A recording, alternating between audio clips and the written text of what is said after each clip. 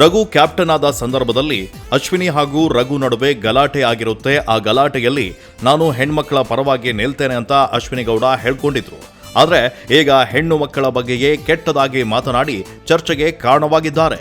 ರಾಶಿಕಾಗೆ ಮಲ್ಗೋಕೆ ರಘು ತೊಡೆಬೇಕು ಎಂಬ ಮಾತು ಈಗ ಚರ್ಚೆಗೆ ಕಾರಣವಾಗಿದೆ. ಆ ರೀತಿ ಮಾತನಾಡಬಾರದಿತ್ತು ಅಂತ ಅನೇಕರು ಹೇಳಿದ್ದಾರೆ. ಅಶ್ವಿನಿ ಮಹಿಳೆಯರ ಪರ ನಿಲ್ಲೋದು ಅಂದ್ರೆ ಇದೇನಾ ಅಂತ ಇನ್ನು ಕೆಲವರು ಪ್ರಶ್ನೆಯನ್ನ ಮಾಡ್ತಾ ಇದ್ದಾರೆ. ಅಷ್ಟಕ್ಕೂ ಆಗಿದ್ದೇನು ಅಂದ್ರೆ ಸೂಪರ್ ಸಂಡೇ ವಿತ್ ಸುದೀಪ್ ಎಪಿಸೋಡ್ನಲ್ಲಿ ಚಟುವಟಿಕೆ ಒಂದನ್ನ ನೀಡಲಾಗಿತ್ತು.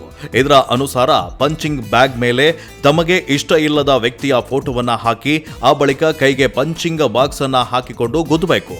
ಮೊದಲು ಅಶ್ವಿನಿ ಗೌಡ ಅವರ ಫೋಟೋವನ್ನ ಪಂಚಿಂಗ್ ಬ್ಯಾಗ್ಗೆ ಅಂಟಿಸಿದ ರಾಶಿಕಾ ಬರೀ ಮ್ಯಾನಿಪುಲೇಟ್ ಮಾಡಿ ಎದುರಿರುವ ವ್ಯಕ್ತಿಯನ್ನ ಬೇರೆ ತರ ತೋರಿಸೋದು ಇವರ ಗುಣ ಅಂತ ಪಂಚಿಂಗ್ ಬ್ಯಾಗ್ಗೆ ಪಂಚ್ ಮಾಡಿದ್ದಾರೆ.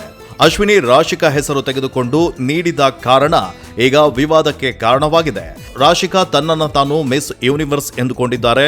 ನಿನ್ನ ವಯಸ್ಸಿಗೂ ನನ್ನ ವಯಸ್ಸಿಗೂ ತುಂಬಾ ಅಂತರ ಇದೆ. ನೀನೇ ಸ್ಟ್ರಾಂಗ್ ಅಂತ ಹೇಳ್ಕೊಳ್ತಾ ಇದೆಯಾ, ಆದ್ರೆ ನೀನು ಸ್ಟ್ರಾಂಗ್ ಅಲ್ಲ. ಕಳೆದ ವಾರ ನಿಮ್ಮನ್ನ ನಾವು ಸೋಲಿಸಿದ್ದೇವೆ ಅಂತ ಅಶ್ವಿನಿ ಗೌಡ ಹೇಳಿದ್ದಾರೆ. ಹೀಗೆ ಮಾತು ಮುಂದುವರಿಸಿ ನಿನ್ನ ರೀತಿ ಬಿಗ್ ಬಾಸ್ ನಲ್ಲಿ ಮತ್ತೊಂದು ಟ್ರ್ಯಾಕ್ ನಾನು ಶುರು ಮಾಡಿಕೊಂಡಿಲ್ಲ. ನಿನಗೆ ಒರಗಿಕೊಳ್ಳೋಕೆ ರಘು ತೊಡೆಬೇಕು, ಹೆಗಲಬೇಕು, ನನಗೆ ಬೇಡ ಅಂತ ಅಶ್ವಿನಿ ಗೌಡ ಹೇಳಿದ್ರು. ರಾಶಿಕಾ ಬಗ್ಗೆ ಅಶ್ವಿನಿ ಆಡಿದ ಈ ಮಾತು ಚರ್ಚೆ ಹುಟ್ಟಾಕಿದೆ. ರಾಶಿಕಾ ಕೂಡ ಈ ಬಗ್ಗೆ ಮಾತನಾಡಿದ್ದಾರೆ. ಧನುಷ್ ಆಡಿದ್ದಕ್ಕೆ ಅಶ್ವಿನಿ ಕ್ಯಾಪ್ಟನ್ ಟಾಸ್ಕ್ಗೆ ಹೋಗಿದ್ದು, ಧೈರ್ಯ ಇದ್ರೆ ಅವರು ನನ್ನ ಜೊತೆ ಟಾಸ್ಕ್ ಆಡಿ ಗೆಲ್ಲಿ ಅಂತ ರಾಶಿಕಾ ಸವಾಲು ಹಾಕಿದ್ದಾರೆ. ಅಶ್ವಿನಿ ಗೌಡ ತುಂಬಾ ಅಸಹ್ಯವಾಗಿ ಯೋಚಿಸ್ತಾರೆ ಅಂತ ರಾಶಿಕಾ ಅಭಿಪ್ರಾಯಪಟ್ಟಿದ್ದಾರೆ. ಸೋಷಿಯಲ್ ಮೀಡಿಯಾದಲ್ಲಿ ಅಶ್ವಿನಿಗೆ ಅನೇಕರು ಕ್ಲಾಸ್ ತೆಗೆದುಕೊಂಡಿದ್ದಾರೆ.